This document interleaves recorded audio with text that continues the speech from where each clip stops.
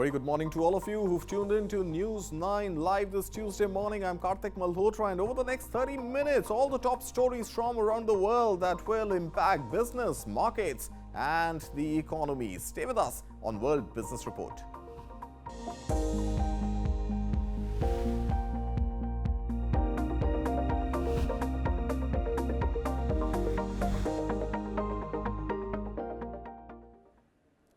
A top story this morning coming in from Europe, and Europe's war on cigarettes now extends to vapes. In a bid to curb the rise in youth vaping, the UK government has announced a ban on the sale of disposable vapes and will restrict flavoured options to prevent nicotine addiction in children. While selling vapes or tobacco to those under 18 is already illegal, officials note a threefold increase in youth vaping over the past 3 years. The new measures include fines for illegal sales to minors, and restrictions on flavors marketed to children are set to take effect next year. UK's Prime Minister Rishi Sunak emphasized the need to address the concerning uptick in vaping among children and the lack of understanding about its long-term health implications. France recently took a similar step, with its National Assembly approving a bill to ban single-use electronic cigarettes. Sunak's government also said it will push on with a plan announced last year to gradually raise the minimum age to buy cigarettes so that no one born after Jan 1st, 2009 can ever legally buy them. The number of people in the UK who smoke has declined by 2/3 since the 1970s, but some 6.4 million people, or about 13% of the population, still smokes, according to official figures. All right, and with that, let's move to the auto sector. Toyota has secured its position as the world's leading car maker for the 4th consecutive year, outpacing Volkswagen in 2023. The global sales, including subsidiaries, and the overall sales records of the company have reached a record of 11.2 million cars, marking a 7.2% increase from the previous year. Despite challenges in the electric vehicle shift, Toyota's recovery in supply chains and strong demand in North America and Europe contributed to its success. China's BYD made headlines by surpassing Tesla as the top electric car maker, selling approximately 3 million units in 2023.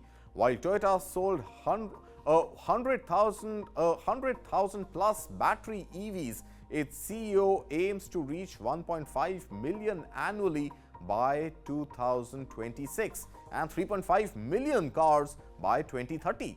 The car maker recently suspended shipments of 10 models following an internal investigation revealing manipulation of test results by supplier Toyota Industries Corporation.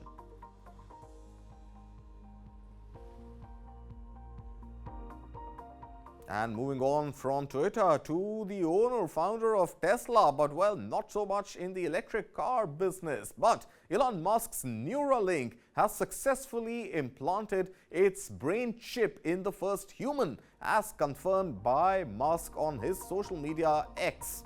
The procedure took place on Jan 28th, and Musk reported the individual is recovering well. With clearance from the US Food and Drug Administration, or US FDA, Neuralink is conducting its first trial to test the brain chip on humans. Musk revealed the product as telepathy. The study will assess the functionality of the interface, which enables people with diseases like paralysis of all 4 limbs to control devices with their thoughts, according to the company's website.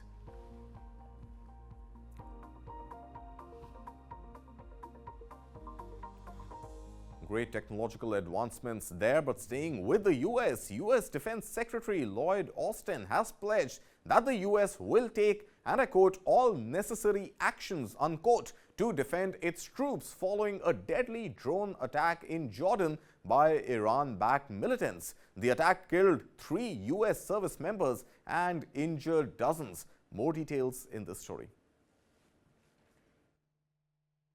We will respond. The White House on Monday said U.S. President Joe Biden was weighing his options after the drone attack in Jordan by Iran-backed militants that killed 3 U.S. service members and wounded dozens more. Here's White House National Security spokesperson John Kirby. We do not seek another war. We do not seek to escalate. But we will absolutely do what is required to protect ourselves, to continue that mission, and to respond appropriately to these attacks. Earlier in the day, U.S. Defense Secretary Lloyd spoke on the issue as well. The President and I will not tolerate attack on U.S. forces, and we will take all necessary actions to defend the U.S. and our troops. Later, Pentagon spokesperson Sabrina Singh identified the soldiers killed in Sunday's attack, the youngest victim just 23 years old. The names of those soldiers who lost their lives were Sergeant William Rivers, Specialist Kennedy Sanders, and Specialist Breonna Moffett. Right now, we assess that there are more than 40 that have been injured. We do expect that number to continue to fluctuate as our service members, as you know with TBI, report symptoms later on, so that number could continue to grow. The attack put new political pressure on Biden to deal a blow directly against Iran, a step he has been reluctant to take out of fear of igniting a broader war. Sunday's strike marks the first deadly attack against U.S. troops since the Israel-Hamas war erupted in October. The United States is trying to determine how the suicide drone managed to evade the base's defenses. What I can definitely say is that the strikes that took place on U.S. service members represent a fundamental change in the rules of engagement. Allison McManus, the managing director of the Department of National Security at the Center of American Progress, says she anticipates a response to the drone attack quite soon. Iran has taken advantage, frankly, of the current moment of conflict to do what Iran has been doing for many, many years, which is to disrupt, to target the U.S. and partners in a variety of ways, mostly through the efforts of its proxy militias. So again, what Iran is doing is testing where that line is, how much it can get away with in targeting U.S. interests, whether those are military interests or economic interests, and really testing the U.S. in terms of its response. U.S. troops have been attacked over 150 times in Iraq, Syria, and Jordan, as well as on warships in the Red Sea, where Houthi fighters in Yemen have been firing drones and missiles at them. All right, staying with the U.S., let's look at the markets as they closed yesterday. All the 3 major U.S. stock indices saw gains on Wall Street, with the S&P 500 reaching a fresh closing high ahead of the Fed Reserve's 2-day policy meeting. The Dow in the same period rose by 0.6%. The S&P 500 increased by more than 0.7%, and the Nasdaq climbed over 1%. This marks the S&P 500's 6th record closing high in 2024, with the index up 3.3% year to date. Investors are eagerly anticipating mega cap earnings and insights from the Federal Reserve's meeting set to conclude on Wednesday. U.S. stocks closed higher on Monday as investors looked ahead to this week's mega cap earnings and the Federal Reserve's monetary policy meeting. The Dow gained 0.6%, the S&P 500 added more than 0.7%, and the Nasdaq climbed more than 1%. The S&P 500 notched its 6th record closing high of the year. The bellwether index is up 3.3% so far in 2024. The Fed's 2-day policy meeting concludes on Wednesday. Investors will be looking for more clues on the timing of the central bank's first rate cut. Chris Carey is portfolio manager at Carnegie Investment Counsel. There are some analysts out there that do think that we're not going to see a single rate cut this year. I even saw an opinion that we might see a rate hike. I'm in the optimistic camp that the growth in the US economy has been stellar, especially compared to the rest of the world. I think that we'll see maybe 1 or 2 cuts at the very least, but there's still a lot to be determined, a lot of data for the Fed to pass over. 3 key reports on the state of the labor market will be released this week, as will a spate of earnings reports from high-profile tech companies. Shares of Meta Platforms, which reports results Thursday, rose more than 1.5% after brokerage firm Jefferies raised its target price on the stock to $455 from $425. Tesla shares surged more than 4% after the electric car maker revealed CapEx plans. And shares of robot vacuum maker iRobot slid nearly 9% as the company and Amazon scrapped merger plans in the face of opposition from EU antitrust regulators.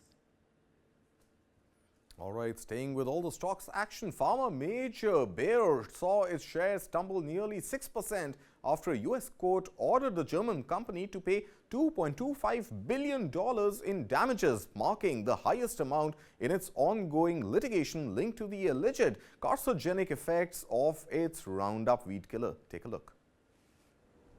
Shares in Bayer fell close to 6% on Monday. Investors sold off after the German company was ordered to pay $2.25 billion in damages by a US court.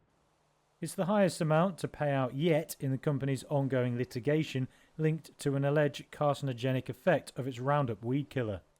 On Friday, a jury in Philadelphia ordered Bayer to pay the figure to a Pennsylvania man. He said he developed cancer from exposure to the Roundup weed killer, which is based on the chemical glyphosate. Bayer shares fell to their lowest in about 8 weeks at the open on Monday. They have lost 70% of their value since the company bought Monsanto 6 years ago. Bayer is burdened by financial debt and a lack of free cash flow. But the company said it's still committed to taking cases to trial, citing a record of having won 10 of the last 16 cases. 4 years ago, Bayer settled most of the Roundup cases that were pending at the time for up to $9.6 billion.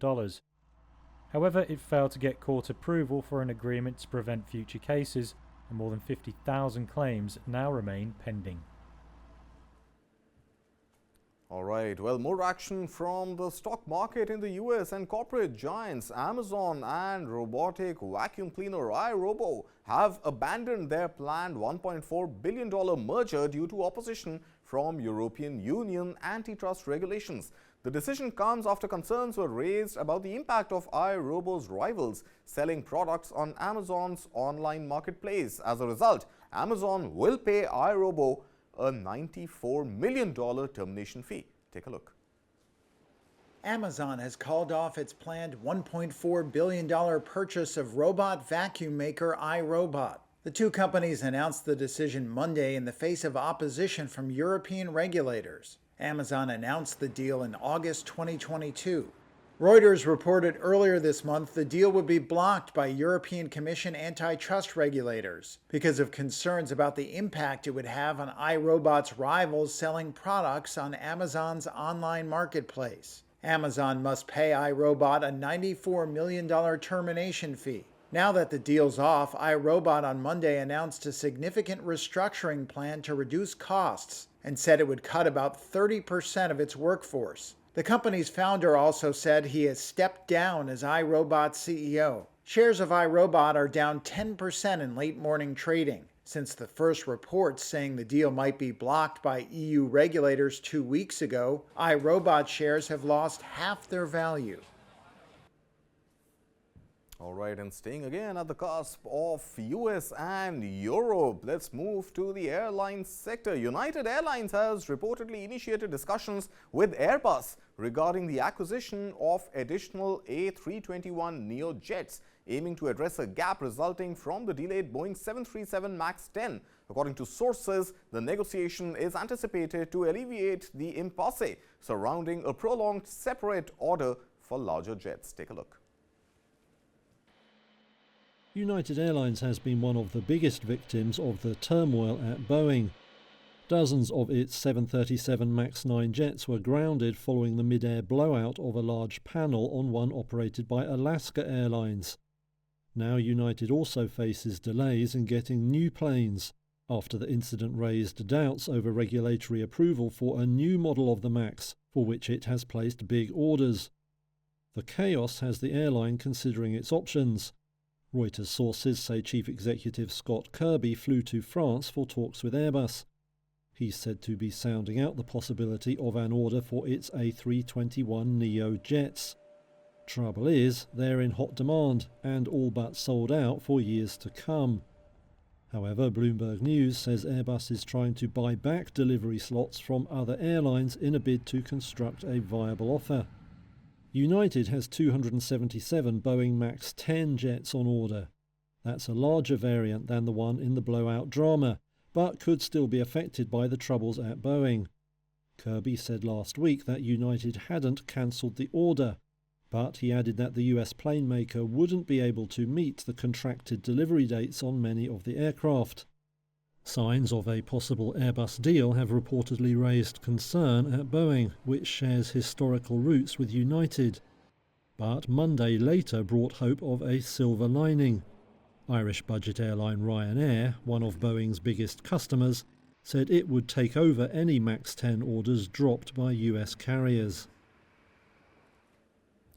All right, let's go a little deeper into that Ryanair story. And Irish airline Ryanair, as you heard, has lowered the top end of its estimates for profits this year after a sudden removal of its flights by several online travel agents from their websites. Here's more. Ryanair cut its profit forecast on Monday for the year to the end of March. The Irish airline made the update after some online travel agents stopped selling its flights in December. The move forced the budget carrier to cut fares to fill seats. Ryanair said it now expected an after-tax profit of up to $2.1 billion for the year to end March. The figures were down from its November forecast, but would still beat its previous record. The airline said Christmas and New Year loads and yields were weaker than previously expected. It blamed lowering prices in response to the sudden removal of flights from certain websites in early December.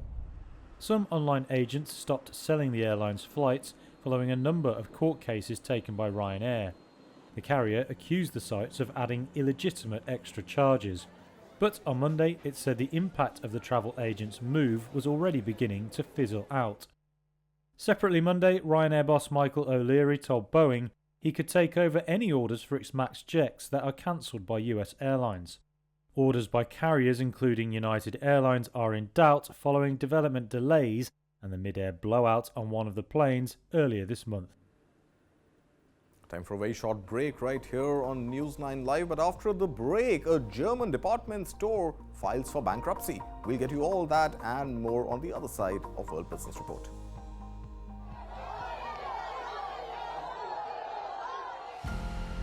हमारी नारी शक्ति को सशक्त करने से ही देश सशक्त होने वाला है। हर महीने महिलाओं को 1500 रुपए प्रति माह दिलवाया जाएगा। What Nitish Kumar did to provide cycle to girls, so they could safely, quickly move out of the house, go to school, and quickly come back. Tring, tring, tring, tring, tring. माँ अन्नपूर्णा तू ही, माँ अन्नपूर्णा है तू ही वीणा वादनी, हे शक्ति स्वरूपा जगदम्बा, हे नारी तू Narayani.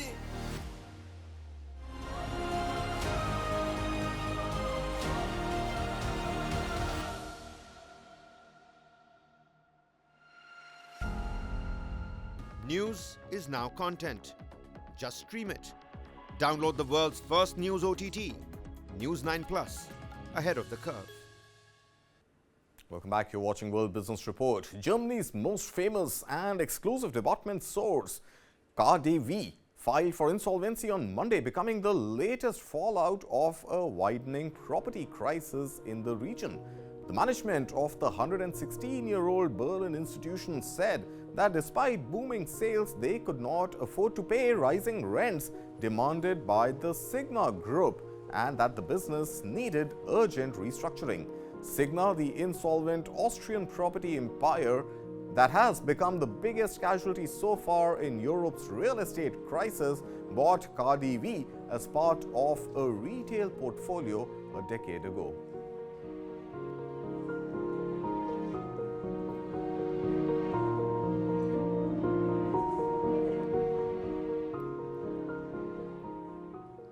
And staying with the property crisis and real estate crisis is not just Europe but China.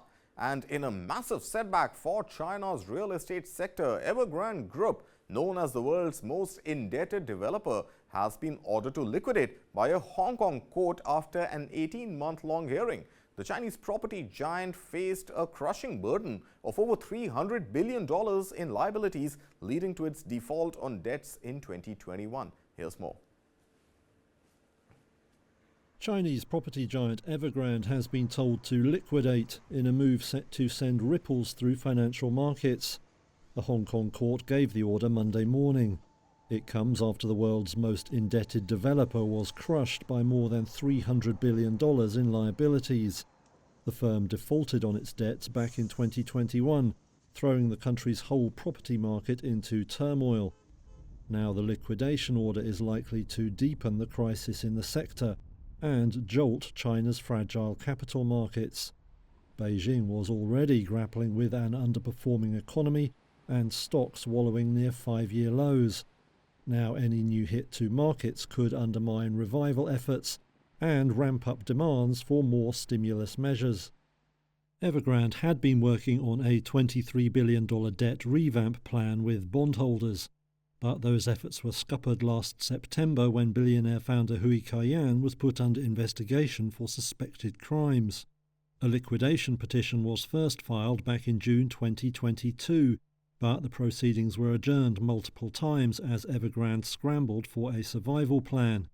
At least 3 other developers have already been ordered to liquidate by Hong Kong courts.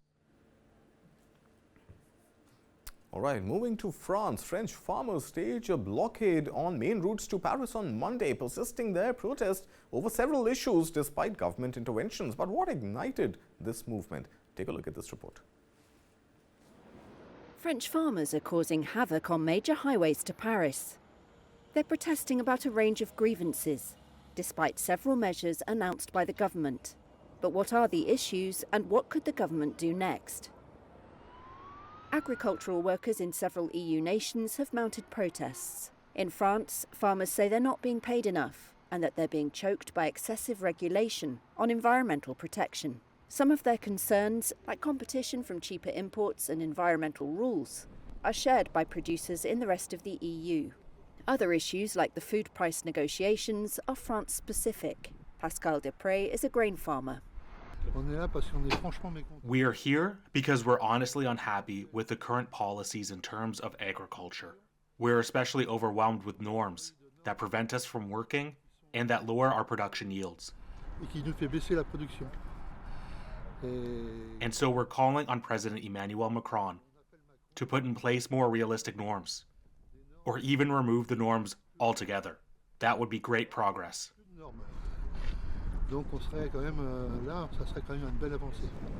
Many feel that a push by the government and retailers to bring down food inflation has left them unable to cover high costs for energy, fertilizer and transport. A government plan to phase out a tax break for farmers on diesel fuel was also a flashpoint. Discontent about unfair competition in sugar, grain and meat has also spread. Large imports from Ukraine, for which the EU has waived duties since Russia's invasion, are in part the cause of that. The imports are resented for putting pressure on European prices, while not meeting environmental standards imposed on EU farmers. All right, and moving to the world of entertainment now, actor Sarah Jessica Parker made her West End debut at a gala opening as she brought to London a Broadway revival of the play Plaza Suite with her husband and co-star Matthew Broderick. Take a look.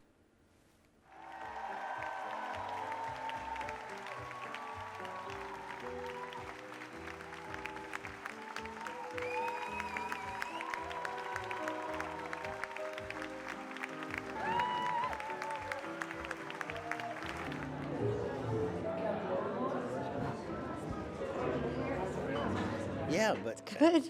Yeah, no, we have it's very easy to work together, I find. Yeah. You know, it's she's so good, so that helps. And it's been nice, hasn't it? Yeah, it's been, I think we understand now what it is. I think in the beginning it seemed daunting and potentially a catastrophe before we ever did it, because there was so much to figure out together. I wasn't concerned about him, I was more concerned about me.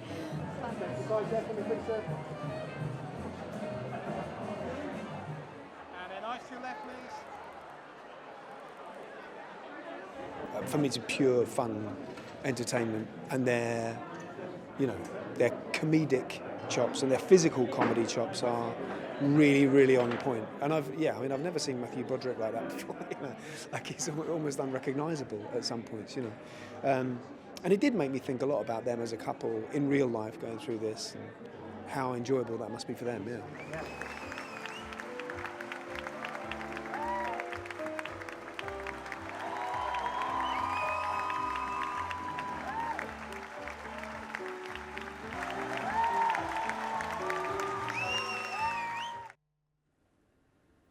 Well, that's all we have on this edition of World Business Report, but don't go anywhere because news and updates continue right here on News 9 Live, and I'll see you tomorrow.